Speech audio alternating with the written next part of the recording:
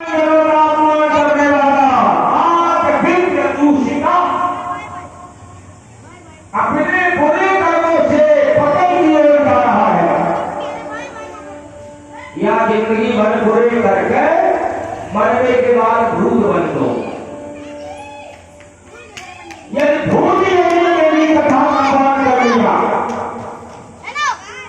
तो सूद जी कहते हैं, ब्रह्मा जी ने कहा है सप्ताह या पेड़ कदम तुरंत थी शाद गिरने ही कल्याण हो जाता है। बोले किसी का हुआ? बोले हाँ, आत्मदेव पंडित जी का एक बेटा था धर्मकारी। कैसा था? बोले बहुत बड़ा अत्याचार। पांच वैश्याओं का संग, पांच वैश्याओं का संग, माता पिता का अपमान करने वाला, जंगले चलाने वाला और मरने के बाद बना भूत। गया पिंड किया भैया ने, उसका भी कल्याण नहीं हुआ। तो अपने भैया गोकर्ण से कहा, भैया हम बड़े पापी हैं, बड़े अपराधी हैं, गया में भी नहीं करें। तो भैया कोई तुम्हारे पास उपाय हो तो वो उपाय करके हमारी गति कर दो, क्योंकि प्रेत योनि में पीड़ा बहुत होती है। 3 तत्व का शरीर होता है, सूक्ष्म शरीर, वायु, आकाश और अग्नि, 3 तत्वों का शरीर है। और ये मनुष्य शरीर में 2 तत्व और जाता है, जल और पृथ्वी। तो हम मौसम की व्यवस्था कर लेते हैं, सर्दी गर्मी, लेकिन भूत योनि में तो दिन भर के जरूर कर शरीर जला करता है। तो महाराज जब गोकर्ण से कहा तो गोकर्ण ने सूर्य भगवान का नजरों करके पूछा। तो सूर्य भगवान ने कहा, गोकर्ण अपने भैया को भागवत कथा सुनाओ। तो महाराज गोकर्ण जी ने गति लगाई, फिर गांव भरी में बुलवा लगाओ और अपनी कथा सुनाई। तो 7 दिन में ही धुंधकारी का कल्याण हो गया, भगवान के रूप में प्रकट हो गया। चतुर्भुजी बोले क्या भगवान बन गया? हम तो कहेंगे भगवान ही बन गया, क्योंकि भगवान कहते ईश्वर अंश जीव अविनाशी, समुद्र का पानी चम्मच पर अलग हो गया। तो जब तक वो पानी अलग है तब तक पानी है, और वही चम्मच का पानी उन्होंने समुद्र में डाल दिया तो फिर वो पानी कहाँ है? तो पानी समुद्र बन गया। इसी प्रकार से धुंधकारी भी भगवत रूप में चतुर्भुजी रूप में प्रकट हो गया। भागवत भगवान की परिक्रमा की और गोकर्ण महाराज को प्रणाम करके कहा, धन्य भैया तुम्हारी भागवत की वार्ता, धन्य भागवती वार्ता, प्रेत पीड़ा विनाशे। हम कैसे घोर पापी जो प्रेत योनि में यातना दे रहे थे, उसका साथ ही मैंने उद्धार कर दिया। ये तो बड़े बड़े अच्छे लोग जन्म जन्मांतर प्रयास करते हैं, जन्म जन्म मोरी जतन कराई, लेकिन अंतराम कहे आवत नहीं। राम का नाम उसे नहीं निकलता है, और भागवत कथा से 7 दिन में ही कल्याण हो गया। यदि कथा से कल्याण नहीं हो रहा है तो कथा तो सत्य है, ये तो निश्चित है कल्याण होगा इससे, लेकिन नहीं हो रहा है तो या तो तुम में कमी है या हम में कमी है। उस कमी को दूर करना हमारा काम है। कि कमी दूर हो गई और मनसा वाचा कर्मणा यदि कथा में हम सब करें तो कल्याण ही कल्याण है, फिर बदल नहीं सकता कल्याण। ब्रह्मा जी ने साफ कह दिया है, सप्ताह यज्ञ कलम तो धुंधकारी ने व्यास जी को प्रणाम किया, भागवत भगवान को प्रणाम किया और अपने वैकुंठ धाम को जला दिया। सूत जी कहते हैं चौकालिक भाषाओं, ये वो पावन कथा है, ये वो पावन कथा है। कैसा भी व्यक्ति हो तो मैं पिता दोष लगो भाग कर समझो, पिता तुम्हारे भटक रहे हैं, गया में नहीं दे पाए और देवी आए तो सही कर दिया, नहीं संकल्प नहीं हुआ, उनकी गलती नहीं हुई तो भागवत कथा सुनो, लेकिन सुनो ईमानदार, कहने वाला भी ईमानदार हो और सुनने वाला भी ईमानदार हो।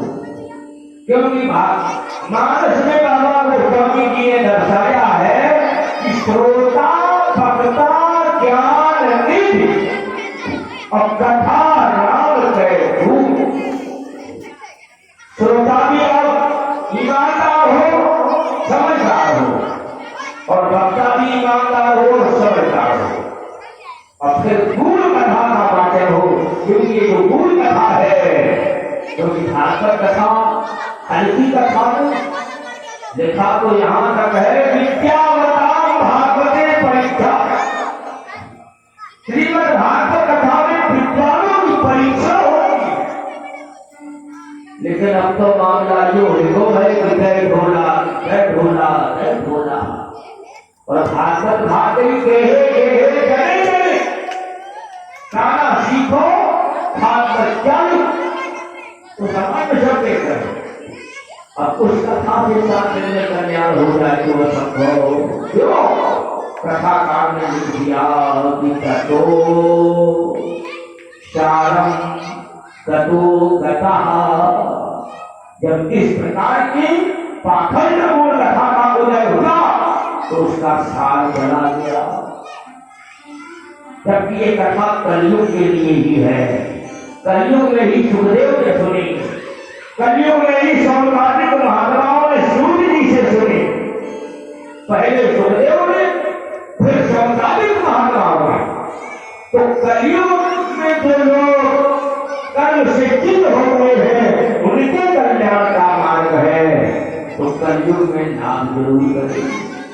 जब कलयुग की दवाई है, जब ये बुखार की दवाई मलेरिया की है तो मलेरिया में फायदा करेगी, अब मलेरिया ना हो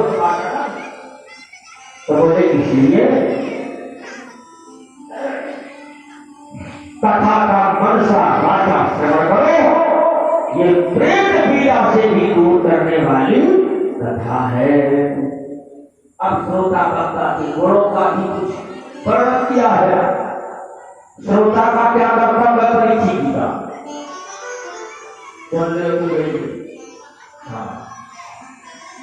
व्यास जी की देखभाल करना, भागवत भगवान की सुरक्षा करना, व्यक्ति की सुरक्षा करना। जो लोग आए अपनी कथा सुनने उनका सत्कार करना और सारी व्यवस्थाएं छोड़कर हार लाभ की चिंता न करके एकाग्र मन से श्रद्धापूर्वक भगवान की कथा करो। जमीन पे शयन करो, एक बार भोजन करो। तो चलो कलयुग में प्राण अन्न में है, न रह पाओ बिना अन्न के, तो कम खाए तो जैसे नींद ना आवे। लेकिन जो प्राण का कोष है वो अन्न में कोष है, लेकिन फिर भी उपवास कहा गया है। हल्का भोजन ले लो, फल आदि ले लो, दूध ले लो एक बार और शाम को भोजन करो, एक वक्त दूध भोजन। ऐसी व्यवस्थाएं परिचित हुई है।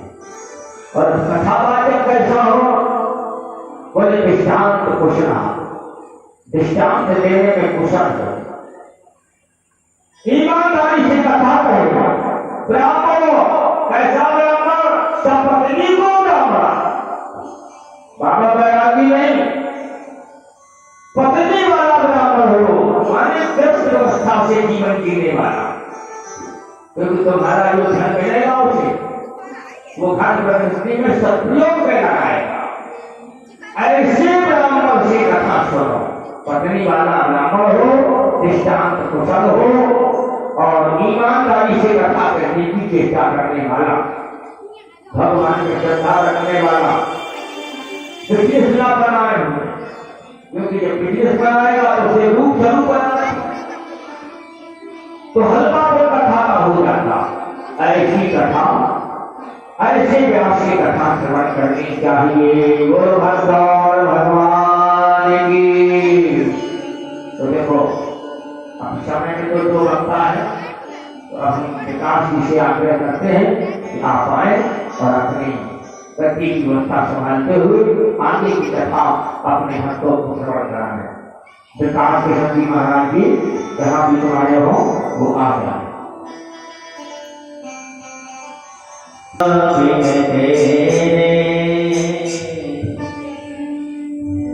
मेरा